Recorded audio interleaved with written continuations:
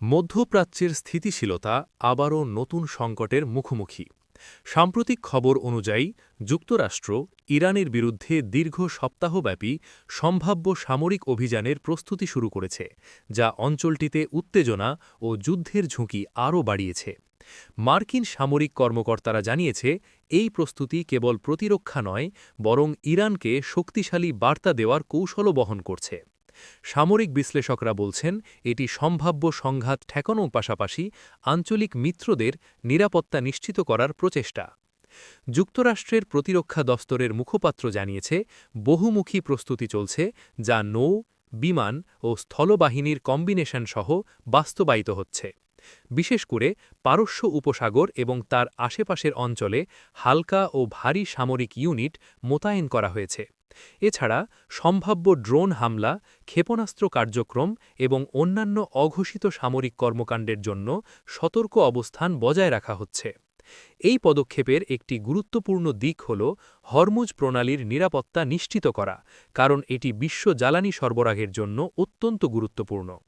বিশেষজ্ঞরা বলছেন, যদি এই জলসীমায় ছোটখাটো সংঘর্ষও ঘটে, তা আন্তর্জাতিক বাজারে তেলের দাম বাড়াতে পারে এবং অর্থনৈতিক স্থিতিশীলতাকে প্রভাবিত করতে পারে।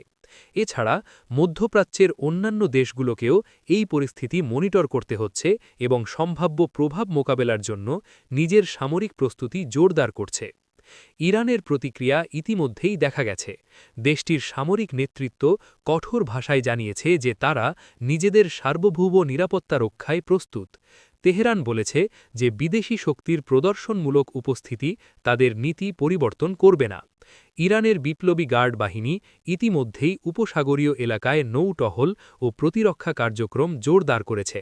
বিশেষ করে ড্রোন মোতায়েন এবং ক্ষেপণাস্ত্র পরীক্ষার মাধ্যমে ইরান আঞ্চলিক শক্তি প্রদর্শন করছে।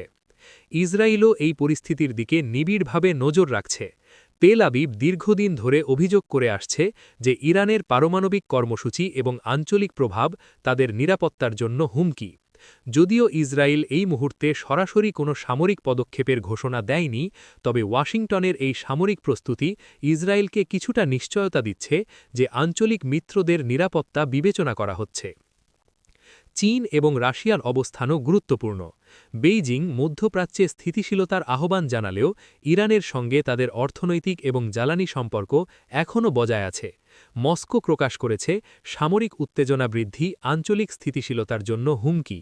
ফলে এই সংকট কেবল দ্বিপাক্ষিক নয়, বরং বহুপাক্ষিক ভূরাজনৈতিক প্রতিযোগিতার একটি অংশ।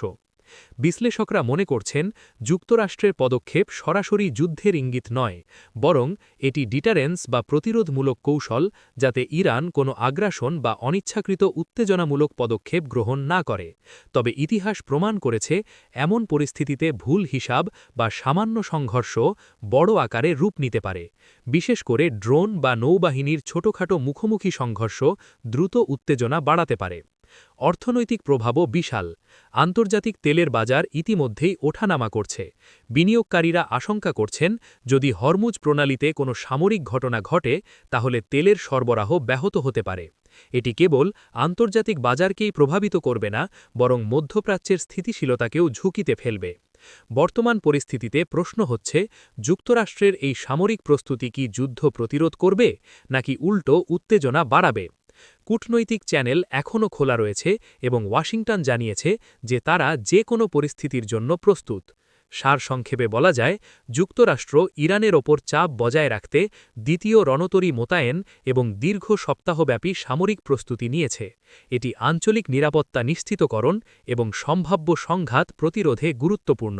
তবে আন্তর্জাতিক মনোভাব এবং ইরানের প্রতিক্রিয়া অনুযায়ী পরিস্থিতি দ্রুত পরিবর্তিত হতে পারে। বিশ্ব এখন তাকিয়ে আছে, এই প্রস্তুতি কি শান্তি বজায় রাখবে, নাকি মধ্যপ্রাচ্যকে বড় সংঘাতের দিকে ঠেলে দেবে।